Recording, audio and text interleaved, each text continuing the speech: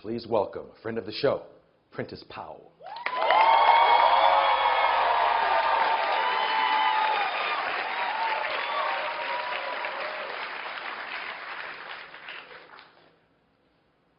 Arsenio, I'm tired of us always having to prove our love to our sons.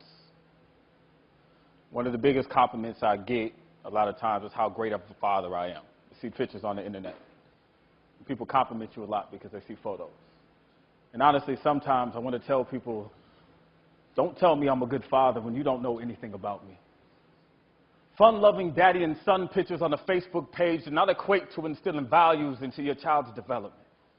And the fact that I'm black should be irrelevant when it comes to my ability to raise my son. My skin tone should not make me any better or worse when it comes to the paternal instinct. But because fathers like me are apparently extinct, I get extra praise. And for what? For doing what I'm supposed to do. From strangers.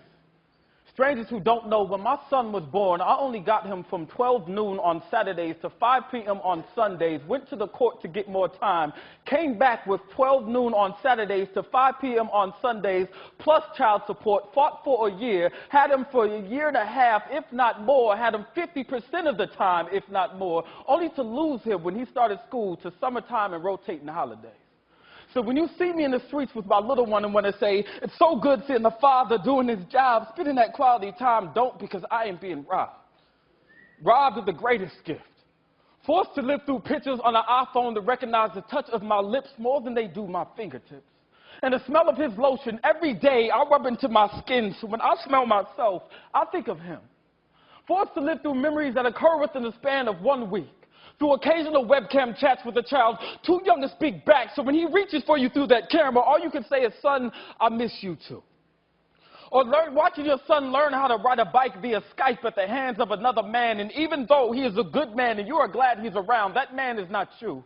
And not letting his mother know that all this is getting to you, so you get up to grab some tissue because at all times, that distance of 3,117.4 miles can feel more like 3 million. Try dropping your son up at the airport with 3 teeth in his mouth, go 4 weeks without him, watch him come back with 5, and see if you don't beat yourself up for not being around during that time. So don't tell me I'm a good father when you don't know anything about me. Try to convince a person that knows nothing about you that you are simply worthy of time.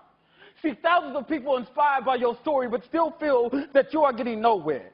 Have people motivated by the pain that sits right here every day inside of your chest, and that same pain being a reflection of the amount of love that you possess. I want you to imagine your newborn baby sleep.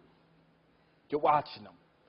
Try to get his sleep patterns down pat, praying to God you get it right, because you have 1 night and have to go 6 days until you get him back. Imagine being able to fly through this world, doing what you love to do, but because of a court order, your son before the age of 1 has to fly twice a month, which may mean by the age of 2, he'll have more frequent flyer miles than you. Try never spending a day in your life locked up in prison and still watch your child grow up primarily through photos. Learn about his milestones via text message or Facebook and see if you don't feel numb. So how can I smile when people tell me I'm such a good father when I feel like I'm not giving enough time to actually be one? Raise your son without feeling like you're actually raising him.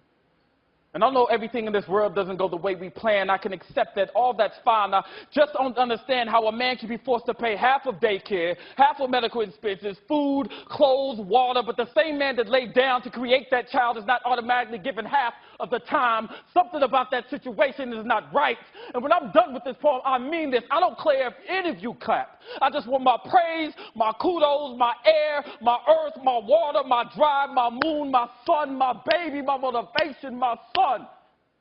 I just want my chance. I just want my son, Justice Prentice Powell. I want my baby back. Thank you.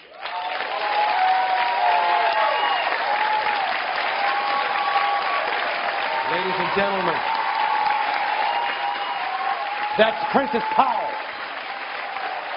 I can't hear you. That's Prentice Powell.